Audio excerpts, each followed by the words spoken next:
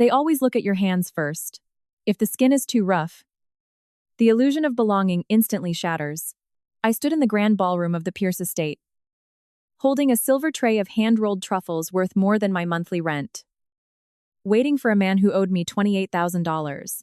Around me, the ultra-wealthy of the Upper East Side laughed, their diamonds catching the light like tiny, sharp knives. The air inside the ballroom was thick with the scent of white gardenias, expensive French perfume, and the cold, metallic tang of the Atlantic Ocean drifting through the open terrace doors. This was the 41st anniversary gala of Pierce Global, a celebration of 4 decades of ruthless dominance in both real estate and Silicon Valley tech. Every surface in the room was designed to blind you with its brilliance. From the imported Italian limestone floors to the massive crystal chandeliers that hung like frozen rain from the vaulted ceilings. But beneath the glittering surface, I could smell the rot. I knew the exact cost of this perfection because my father had spent his life maintaining it, planting the very hedges that shielded these billionaires from the outside world, before they destroyed him. Now, I was the one standing in the shadows, wearing the plain black uniform of a hired caterer, my fingers aching from hours of carrying heavy silver platters. My business, Sullivan and Company, was drowning in $180,000 of debt.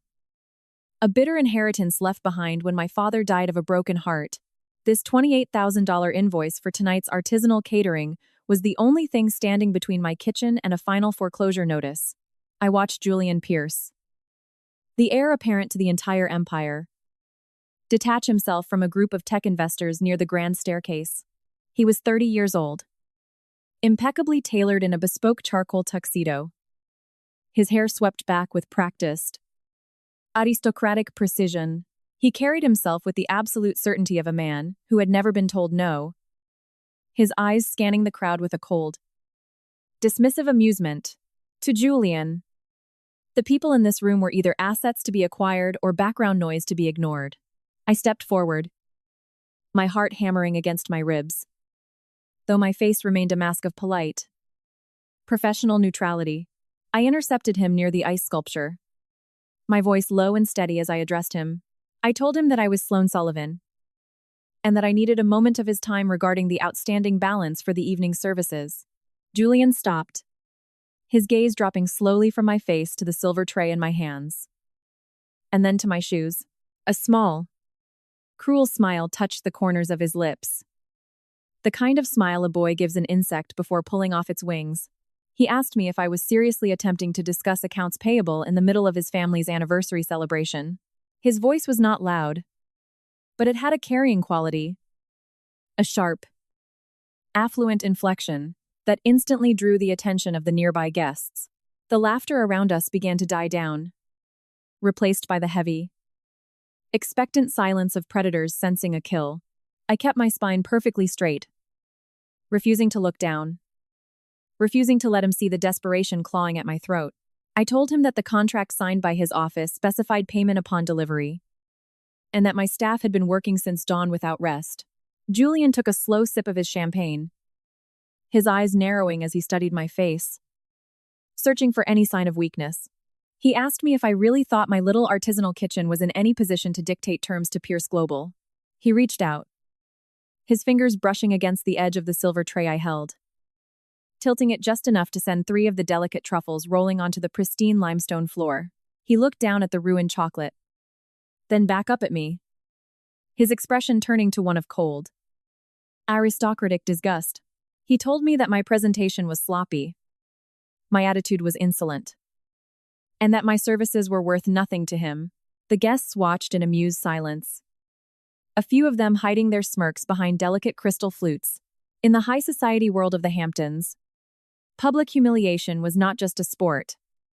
It was a way of establishing the natural order of things. My hands began to tremble slightly under the weight of the tray. Not from fear, but from a hot, simmering rage that threatened to break through my carefully constructed composure. I took a step closer, my voice dropping to a whisper that was sharper than any knife. I told him that his father might have bought the town, but he did not own me, and I would not leave without the check his family owed. Julian laughed, a dry, humorless sound, and reached out to push past me. His hand catching the collar of my high-necked black shirt.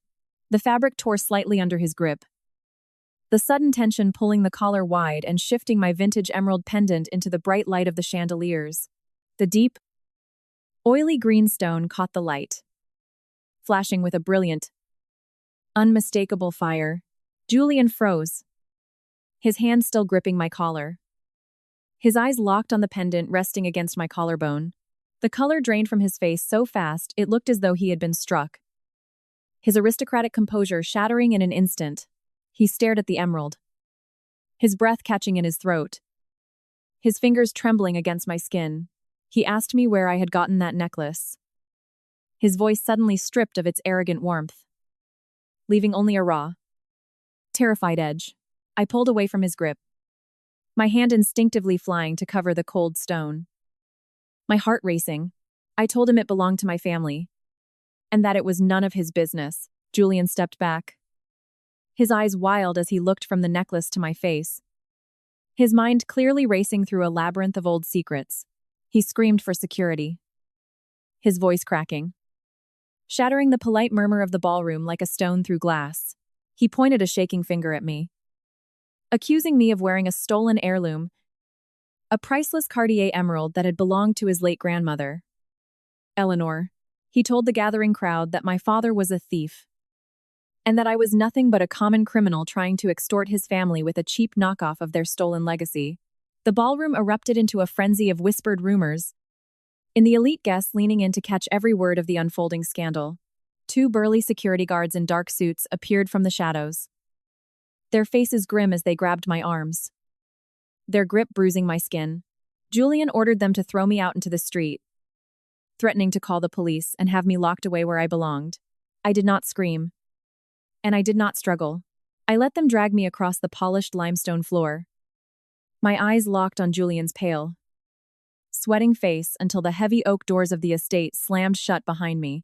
The cool night air hit me like a physical blow, carrying the scent of rain and the distant roar of the ocean. I stood on the gravel driveway, my uniform torn, my hands empty, and my business ruined. But as I looked back at the towering, perfect facade of the Pierce estate, I did not feel defeated. I felt the cold weight of the emerald against my chest. And for the first time in my life, I understood that this stone was not just a memory of my father. It was a weapon. From the dark shadows of the manicured hedges near the driveway, an elderly man, in a worn, heavy coat watched me. His hair was white and windblown, his face lined with the deep, permanent creases of a man who had spent decades running from his own shadow. It was Harrison, the former chief of staff for the late matriarch, Eleanor Pierce. He stared at the emerald pendant visible through my torn collar, his eyes wide with a mixture of terror and profound awe. He looked as if he had just seen a ghost rise from the manicured lawns of the estate. He took a single step toward me, his lips moving as if to call my name. But the sudden headlights of a departing limousine forced him back into the darkness. I did not see him. My mind was consumed by the long, humiliating walk back to my truck. The drive from the glittering heights of the Hamptons to the rugged, windswept coast of Montauk was a journey between 2 entirely different worlds. The multi-million-dollar estates slowly gave way to weathered shingled cottages, bait shops, and the stark, honest beauty of the sea.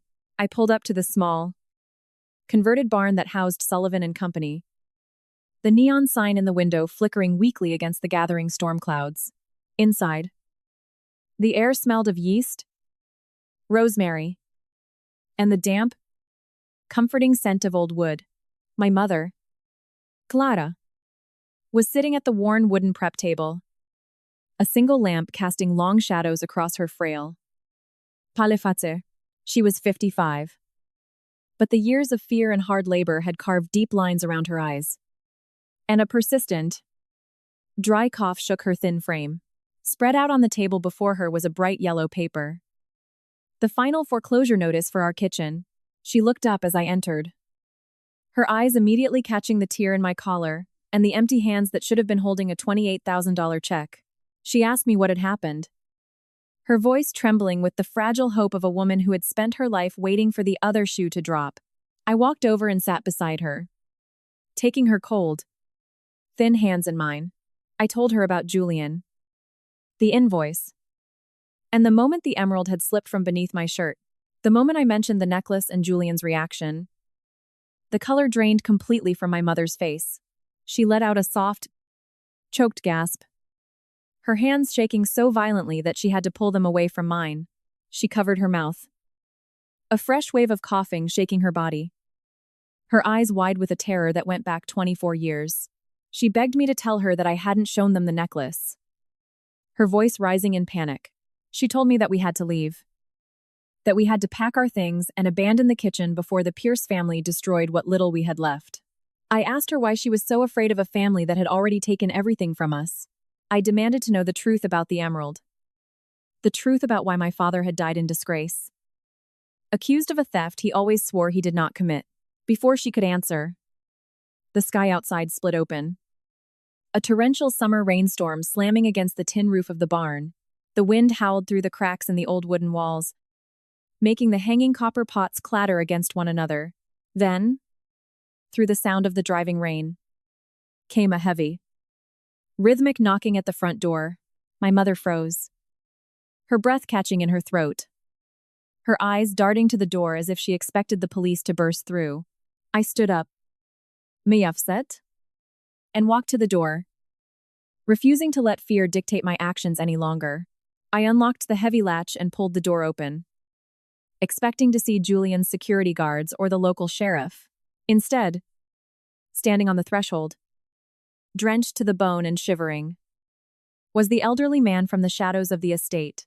He stepped inside without waiting for an invitation, pulling off his wet cap to reveal the tired, haunted face of Harrison.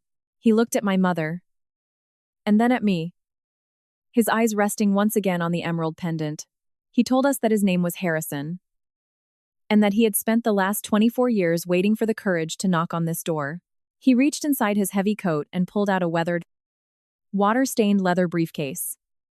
Placing it carefully on the wooden table, my mother stared at him, her voice a whisper as she recognized the man who had once been the gatekeeper to the Pierce family's darkest secrets. She asked him why he was here after all these years of silence. Harrison sat down, his hands resting on the leather briefcase as if it were a bomb that could detonate at any moment. He looked at me, his voice cracking with emotion as he told me that my father, Declan, was an innocent man. He said that Declan had never stolen the Cartier emerald, and that the necklace around my neck was proof of a crime far greater than simple theft. He opened the brass clasps of the briefcase, the sound sharp and metallic in the quiet kitchen. Inside were yellowed photographs, legal affidavits bearing official seals, and a thick, ribbon-bound document that looked like a legal will. Harrison explained that 24 years ago, the late matriarch, Eleanor Pierce, was dying. She was a woman of old money and strict principles, and she had discovered that her son, Arthur, was committing massive financial fraud to fund his tech investments. But more than that, Eleanor had a secret of her own. Clara, my mother, was Eleanor's illegitimate goddaughter, the child of a woman Eleanor had loved and lost. To right the wrongs of her family and protect Clara from Arthur's ruthless ambition, Eleanor had drafted a secret will. She had left a massive, highly lucrative portion of the estate's coastal land that was now worth billions of dollars, directly to Clara. The emerald pendant was not a stolen heirloom, it was a gift from Eleanor to Clara, a physical marker of her true identity and her right to the inheritance. But Arthur had discovered the secret will before Eleanor passed away. He knew that if the will was executed, he would lose control of the coastal land where he planned to build the foundation of Pierce Global's future tech empire. So, Arthur did what any monster would do to protect his kingdom. He burned the original copy of the will, and he framed my father, Declan, who was the head groundskeeper. For the theft of the emerald, he used his immense wealth and influence to buy the silence of the police, destroy Declan's reputation, and drive our family into financial ruin. Declan had died of a stress-induced heart attack a year later. His name dragged through the mud, leaving my mother and me to inherit his shame and his debts. Harrison looked down at his hands, tears filling his eyes as he confessed his own cowardice. He told us that he had been Eleanor's chief of staff, and he had witnessed Arthur destroying the will. But he had been too afraid of Arthur's power, too afraid of what a billionaire could do to his own family. So he had fled with the duplicate copies of the documents and stayed silent for over 2 decades. He said that seeing me tonight, standing up to Julian with the emerald around my neck, had made him realize that the truth could no longer be buried. I stared at the documents in the briefcase, my mind spinning as the pieces of my family's tragedy finally fell into place. The debt, the shame, the early grave my father had been sent to. It was all a lie manufactured by a billionaire to steal our land and our lives. A cold, hard rage settled deep in my chest, replacing the desperation that had consumed me for years. I looked at my mother, whose face was wet with tears, her shoulders shaking as the weight of 24 years of fear finally began to lift. I looked at Harrison, and I told him that we were not going to run anymore. I told him that the Pierce family had spent decades building their empire on my father's grave, and it was time to tear it down. The next morning, the rain had stopped, leaving the air crisp and clear. I stood in the glass and steel lobby of a high-rise building in Manhattan, holding the leather briefcase tightly against my side. I was there to meet Vivian Croft, a legendary corporate litigator known for her lethal precision and her absolute lack of mercy when dealing with corrupt dynasties. She was 40 years old, dressed in a sharp, tailored navy suit, her dark hair pulled back into a flawless bun. She did not offer me coffee, and she did not waste time with pleasantries. She sat across from me in her glass-walled conference room, her sharp eyes scanning the documents Harrison had preserved. As she read through the affidavits and the copy of Eleanor's true will, her expression did not change. But I saw the subtle tightening of her jaw. She looked up at me, her fingers tapping a rhythmic beat against the mahogany table. She told me that if these documents were authentic, we were looking at a case of estate concealment, fraude, and defamation on a scale that could destroy Pierce Global. She asked me if I was prepared for the war that was about to begin, warning me that Arthur Pierce would use every resource at his disposal to crush us. I looked her dead in the eye and told her that I had nothing left to lose. But Arthur Pierce had everything to lose. Vivian smiled, a cold, dangerous expression that told me I had chosen the right weapon. She stood up, adjusting her jacket, and told me to put on my best clothes, because we were going to lunch. 2 hours later, the atmosphere inside the private dining room of the Plaza Hotel was suffocatingly exclusive. Pierce Global was hosting a private shareholder luncheon to celebrate the launch of their new multi-billion-dollar tech campus, built on the very coastal land that belonged to my mother. The room was filled with tech investors, board members, and the mayor of New York, all of them raising their glasses to Arthur Pierce. Arthur sat at the head of the long, white-clothed table, a 65-year-old patriarch who radiated an aura of absolute, untouchable power. He was speaking in a low, measured voice, his investors hanging on his every word as he described the future of his empire. Julian sat to his right, looking slightly pale but still carrying his usual arrogant smirk, basking in his father's reflected glory. The double doors of the dining room swung open, and the polite chatter of the room died instantly as Vivian Croft and I walked in. I was no longer wearing the uniform of a caterer. I wore a simple, elegant dark dress, and the emerald pendant hung openly around my neck, catching the light of the chandeliers. The security guards at the door hesitated, recognizing Vivian and intimidated by her formidable presence. We walked directly to the head of the table, the silence in the room growing so heavy you could hear the soft hum of the air conditioning. Arthur Pierce did not stand up, but his eyes narrowed as he looked at me, his gaze dropping to the emerald resting on my chest. For a fraction of a second, a shadow of recognition and pure, primal fear crossed his face. Before his mask of invincibility slid back into place, he asked Vivian, in a voice dripping with condescension, what the meaning of this intrusion was. Vivian did not raise her voice. She spoke with a lethal, surgical precision that carried to every corner of the silent room. She announced to the board of directors and the assembled investors that she was serving Arthur Pierce and Pierce Global with a lawsuit for fraud, estate concealment, and the systematic defamation of Declan Sullivan. She reached into her briefcase and pulled out a stack of legal documents, placing them directly onto Arthur's gold-rimmed plate. She stated that we had the original copy of Eleanor Pierce's true will, along with sworn affidavits from the chief of staff who witnessed its destruction. She pointed to the emerald around my neck, explaining that the stone carried a unique, micro-engraved serial number from Cartier, registered directly to Eleanor Pierce, who had gifted it to Clara Sullivan. The investors at the table began to murmur, their faces turning pale as they looked from the documents to Arthur. Julian stood up, his chair scraping loudly against the floor. His face flushed with a mixture of anger and confusion. He yelled at his father to tell them this was a joke. A desperate shakeup by a bankrupt caterer and a publicity-hungry lawyer.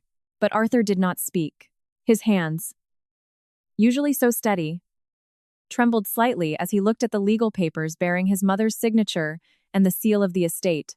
The mask of the untouchable billionaire was cracking, revealing the terrified, desperate criminal underneath. He looked up at me, his eyes burning with a silent, venomous threat. But I did not flinch. I stood my ground, looking down at the man who had destroyed my father. Knowing that the first stone had been cast, Julian looked at his father's silence, and then at the undeniable proof lying on the table, his eyes widening as the realization began to dawn on him. He realized that his entire life, his wealth, his status, and the very ground his family's empire was built upon, was a lie. The board members began to whisper frantically, their phones buzzing as the news of the lawsuit began to leak to the press. The Pierce empire was beginning to fracture, and the storm was only just beginning.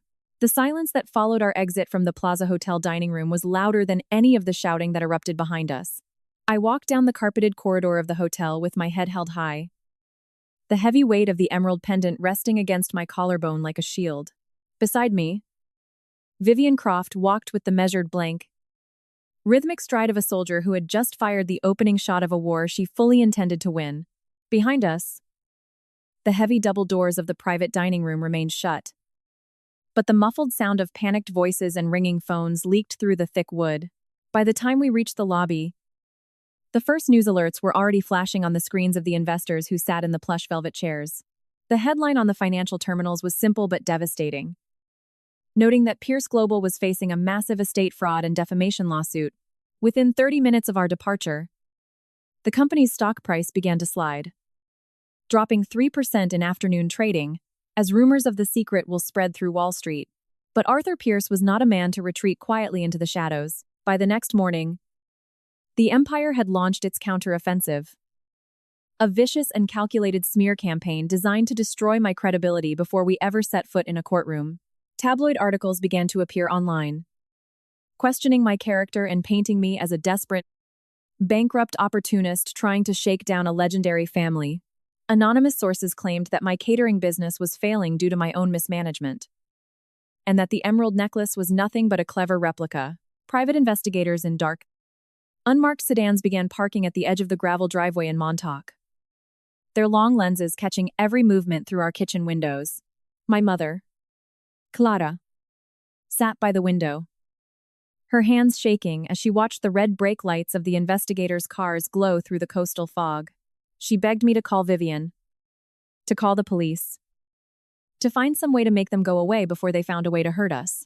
I walked over to her, placing a warm hand on her trembling shoulder, and told her to look at me. I told her that their fear was our greatest asset, and that a man who was innocent did not hire private investigators to watch a struggling baker. I refused to let them see me hide, and I refused to let them stop the daily operations of Sullivan and Company. Every morning, I woke up at 4 o'clock, the cold ocean air biting at my face as I carried heavy crates of fresh flour and local produce into the kitchen. I baked the bread, I prepped the tarts, and I delivered our orders myself, driving past the parked investigators without giving them so much as a glance. My composure was not a performance, it was a cold, our deliberate choice to show them that their wealth could no longer buy my fear. While the media circus swirled around my kitchen, a far more destructive storm was brewing inside the walls of the Pierce estate. In the private, Mahogany-paneled study of the grand mansion. Julian Pierce stood by the tall windows, watching the gray Atlantic waves crash against the seawall. The room smelled of old leather, expensive scotch, and the cold, metallic scent of the rain that had begun to fall. Arthur Pierce sat behind his massive oak desk, his face a mask of absolute, unbothered calm as he reviewed a stack of legal documents. Julian turned to face his father, his voice tight with a mixture of anger and a deep, sickening realization. He asked his father if the documents Vivian Croft had presented were real, his voice barely more than a whisper in the quiet room. He asked if Declan Sullivan had truly been an innocent man, and if their entire family legacy was built on a lie. Arthur did not look up from his papers, his fountain pen scratching softly against the thick parchment as he signed his name. He told Julian that legacy was not something you inherited, but something you built, and that sometimes the foundation required difficult choices. He said that Declan Sullivan was a simple groundskeeper who did not understand the grand design of Pierce Global, and that his ruin was a necessary casualty for the empire. Julian stared at his father, feeling as though he were looking at a stranger, a monster wrapped in a bespoke Italian suit. The realization shattered something deep inside him, destroying the carefully programmed belief that his father's cruelty was merely a form of strength. He realized that his own arrogance, his humiliation of me in front of the crowd, had been nothing but a pathetic imitation of a man who had no soul. Arthur finally looked up, his cold, gray eyes locking onto his son with a look of quiet warning. He told Julian to remember who he was, and to remember that his inheritance depended entirely on his loyalty to the family name. He said that the lawsuit would be settled, the girl would be paid off, and the world would forget the name Sullivan just as they had 24 years ago. But Julian did not answer. He turned and walked out of the study, the heavy oak door clicking shut behind him, leaving his father alone in the dimming light. He walked down the long, silent corridors of the estate, past the portraits of his ancestors. Feeling the suffocating weight of the wealth that surrounded him, he ended up in the basement archives, a cold, concrete room where the family's private servers and historical documents were kept behind biometric locks, using his own security clearance. He logged into his father's private digital archive, his fingers trembling as he typed the name Declan Sullivan into the search bar. For hours, the blue light of the monitor reflected in his eyes as he read through the hidden files his father had kept for over 2 decades. He found the original police reports that had been altered, the bank statements showing the payments made to the local sheriff, and the digital copies of Eleanor's true will. He found the proof that his father had systematically destroyed a good man's life to steal a strip of coastal land that was now worth billions of dollars. The evidence was undeniable, a meticulous record of a corporate crime that had cost a family their father, their home, and their dignity.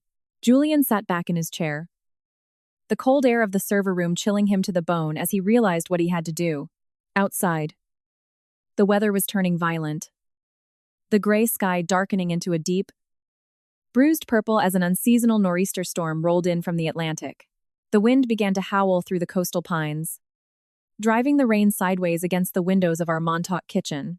By 8 o'clock in the evening, the local radio station was broadcasting emergency alerts, warning residents of severe coastal flooding and power outages. The tide was rising rapidly, the ocean water spilling over the dunes and creeping up the low-lying roads of our neighborhood. Inside the kitchen, the power flickered once, twice, and then died completely, plunging us into a thick, suffocating darkness. I lit a row of emergency candles, their small, yellow flames casting long, dancing shadows across the stainless steel prep tables. My mother sat on the wooden bench, her breathing shallow and ragged as the damp, cold air began to settle into her lungs.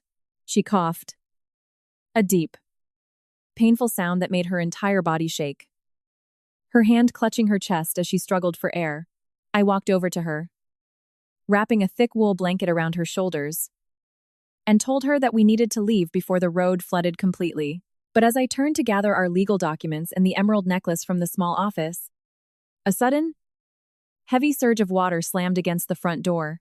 The dark, freezing ocean water began to seep under the doorframe, spreading quickly across the wooden floorboards like a black stain. I ran to the door, grabbing the heavy brass handle and pulling with all my strength. But the pressure of the rising water outside had jammed the frame tight. We were trapped.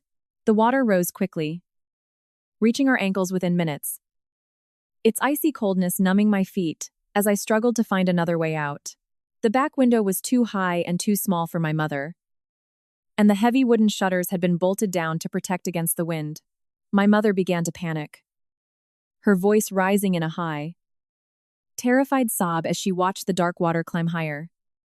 Reflecting the flickering candlelight, she cried out for my father, her mind slipping back to the night they had lost everything. Her terror completely paralyzing her. I held her tight, my own heart hammering against my ribs.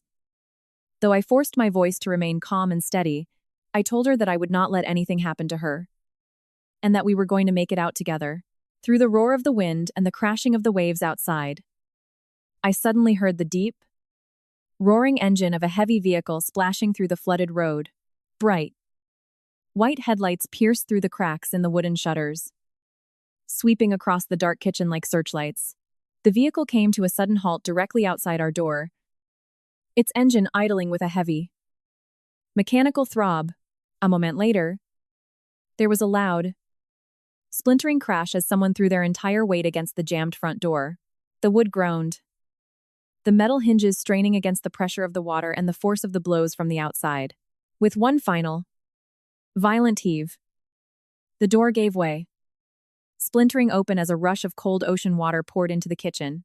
Standing in the doorway, drenched to the bone and shivering in the freezing rain, was Julian Pierce. He was not wearing his designer suits or his polished leather shoes. He wore a simple, heavy wool sweater and rugged boots, both covered in mud and salt water. He did not say a word, and he did not ask for forgiveness. He waded through the waist-deep water toward my mother, his face pale with exertion and a quiet, desperate determination. He lifted her gently into his arms, wrapping her tightly in the wool blanket, and carried her out into the raging storm. I followed him, clutching the waterproof bag containing my father's letters and the legal documents close to my chest. The wind screamed around us, driving the freezing rain into our faces as we struggled through the rising tide to his heavy four-wheel drive truck. He placed my mother carefully into the passenger seat, turning the heater on high to warm her shivering body. He turned to me, his eyes dark with an emotion I had never seen in him before. A mixture of deep shame and a raw, honest vulnerability. He told me that his truck was parked on high ground, and that he was taking us to the local community shelter at the high school. I climbed into the back seat, my body shaking from the cold. My eyes locked on the back of his head as he navigated the flooded purple and no debris-strewn roads. For the entire drive, no one spoke. The only sound was the heavy thud of the windshield wipers and the howling of the wind outside. When we finally arrived at the shelter, the gym was filled with local families, volunteers handing out dry blankets and hot cups of tea. Julian helped my mother inside, ensuring she was settled near a heater and that a local nurse came over to check on her persistent cough. Once he knew she was safe, he stepped back into the shadows of the hallway, leaning against the brick wall as if he did not belong in a room filled with ordinary people. I walked over to him, holding a paper cup of hot water, and stood beside him in the quiet corridor. I asked him why he had come all the way out to Montauk in the middle of a hurricane to save us. Julian looked down at his wet boots, his voice low and raspy as he admitted that he had spent the night reading his father's private files. He said that he had seen the truth, and that he could no longer live with the lie that had built his entire life. He reached into his pocket and pulled out a small, water-damaged leather box. Placing it gently into my hands, I opened it to reveal the silver tray he had tilted at the gala, now polished to a brilliant shine, along with a certified check for $28,000. He told me that the check was for the invoice his family owed me, and that the tray was a reminder of the respect I had earned. He said that he was turning over all his father's private servers and digital archives to Vivian Croft and the federal authorities the following morning. He knew that doing so would destroy his own inheritance, his social standing, and the very future he had spent his life preparing for Plosa. He looked at me, his eyes steady and clear. and told me that he did not expect me to forgive him. But he wanted me to know that my father's name would be cleared. I looked at the check, and then at the man standing before me, realizing that the arrogant heir I had met at the gala was gone, replaced by someone who was finally trying to be human. I told him that forgiveness was a long road, and that it was not something that could be bought with a check or a single night of courage. But I thanked him for saving my mother. And I told him that he had made the right choice. The storm passed by the next afternoon, leaving behind a trail of destruction along the coast. But the sun rose over a world that had completely changed. The news of Julian's cooperation with the federal authorities broke like a thunderclap across the financial world. By Monday morning, federal agents from the Securities and Exchange Commission and the Department of Justice descended on the Pierce Global headquarters in Manhattan. They carried out boxes of documents and computer servers, their actions captured by dozens of news cameras that crowded the sidewalk. Arthur Pierce was arrested at his estate in the Hamptons, led out in handcuffs past the very hedges my father had planted 24 years ago. The image of the untouchable patriarch being led away by federal marshals was splashed across the front page of every newspaper in the country. The legal battle that followed was swift and merciless. Led by Vivian Croft with the surgical precision of a master strategist, with Julian's testimony and the digital archives from Arthur's private server, the defense had no ground to stand on. The former housekeeper, Martha, emboldened by the collapse of Arthur's power, finally came forward to provide her own sworn testimony.